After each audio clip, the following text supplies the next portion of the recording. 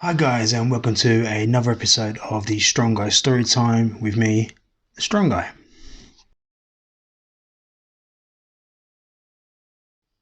Now, apologies for taking a little bit of a break from the channel. I wanted to reassess where I was going with it. I wasn't happy with how it was going. I decided I'm now going to focus more on stories and mythology rather than speeches from films. Saying that, the first one we're looking at is a passage from Neil Gaiman's Norse Mythology. I'm going to go in from the book from start to finish. Not necessarily every episode, but I will be going from cover to cover over the coming weeks. So first one we're going to look at is Before, the Beginning and After. Hope you enjoy. Before, the Beginning and After. Before the beginning there was nothing. No earth, no heavens, no stars, no sky. Only the mist world, formless and shapeless, and the fire world always burning. To north was Niflheim, the dark world. Here 11 poisonous rivers cut through the mist, each springing the same well at the centre of it all, the roaring maelstrom called Helvidimir. Niflheim was colder than cold, and the murky mist that cloaked everything hung heavily. The skies were hidden by the mist, and the ground was clouded by the chilly fog. To the south was Muspel. Muspel was fire. Everything there glowed and burned. Muspel was light, where Niflheim was grey. Molten lava, where the mist world was frozen. The land was aflame, with the roaring heat of a blacksmith's fire. There was no solid earth, no sky, nothing, but sparks and spurting heat, molten rocks and burning embers. In Muspel, at the edge of the flame, where the mist burns into light, where the land ends, stood Surtur, who existed before the gods. He stood there now. He holds a flaming sword, and the bubbling lava and the freezing mist are as one to him. It is said that at Ragnarok, which is the end of the world, and only then, Surtur will leave his station. He will go forth from Muspel with his flaming sword, and burn the world with fire, and one by one the gods will fall before him. Between Muspel and Niflheim was a void, an empty place of nothingness without form. The rivers of the mist world flowed into the void, which was called the Ginnungap, the yawning gap. Over time, beyond measure, these poisoned rivers in the region between fire and mist slowly solidified into huge glaciers. The ice in the north of the void was covered in frozen fog and pellets of hail, but to the south, where the glaciers reached the land of fire, the embers and sparks of Muspel met the ice, and warm winds from the flame lands made the air above the ice as gentle and as comfortable as a spring day. Where the ice and the fire met, the ice melted, and the melting waters life appeared. The likeness of a person, bigger than worlds, huger than any giant there will be or has ever been. This was neither male nor was it female, but it was both at the same time. This creature was the ancestor of all the giants, and called itself Ymir. Ymir was not the only living thing to be formed by the melting of the ice. There was also a hornless cow, more enormous than the wind could hold. She licked the salty blocks of ice for food and for drink, and the milk that ran from her forerudders flowed like rivers. It was this milk that nourished Ymir. The giant drank the milk and grew. Ymir called the cow Audumla. The cow's pink tongue licked people from the blocks of ice. The first day, only a man's hair, the second his head, and the third day the shape of a whole man was revealed.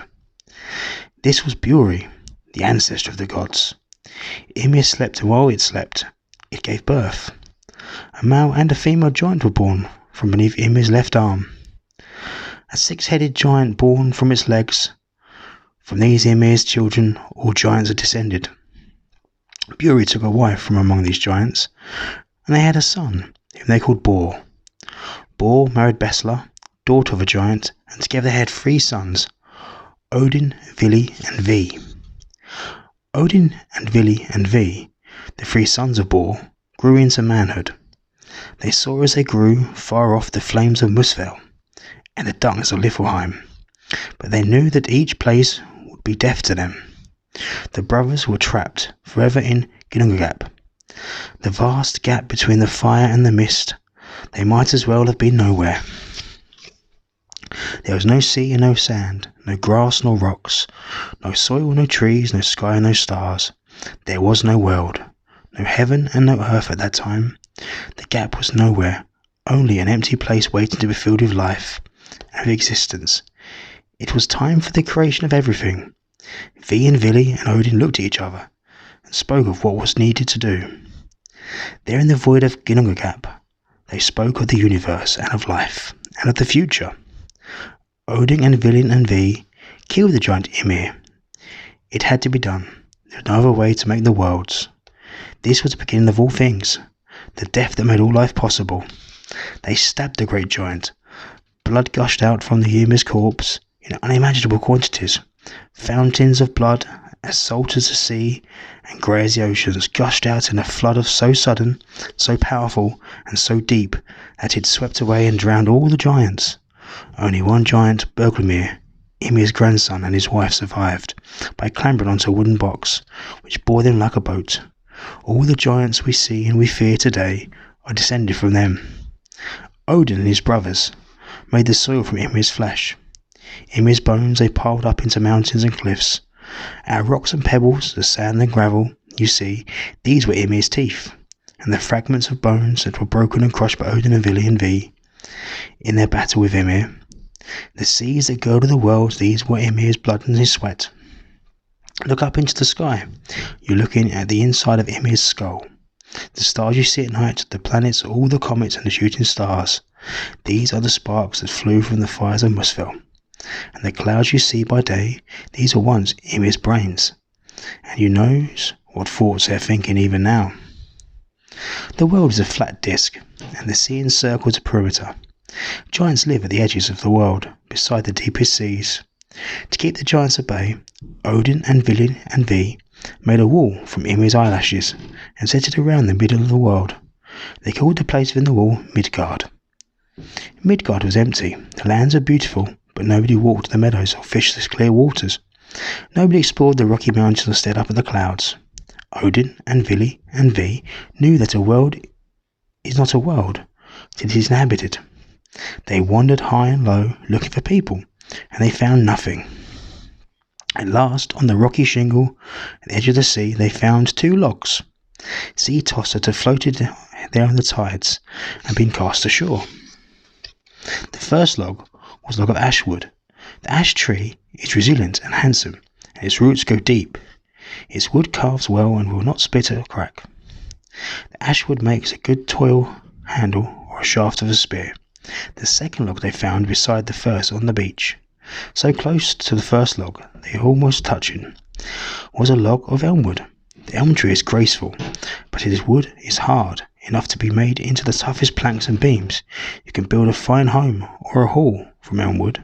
The gods took the 2 logs, they set the logs so they were upright on the sand, the height of people. Odin held them, and one by one he breathed life into them. No longer were they dead logs on a beach. They were now alive. Vili gave them will. He gave them intelligence and drive. Now they could move and they could want. V carved the logs. He gave them the shape of people. He carved their ears that they might hear, and their eyes that they might see, and lips that they might speak. The 2 logs stood on the beach, 2 naked people. V had carved one with male genitals, and the other he had carved female. The 3 brothers made clothes for the woman and the man, to cover themselves and to keep them warm in the chilly sea spray on the beach at the edge of the world. Last of all, they gave the 2 people they had made names. The man they called Ask, or Ash Tree. The woman they named Embla, or Elm. Ask and Embla were the father and the mother of all of us. Every human being owes its life to its parents, and their parents, and their parents before them.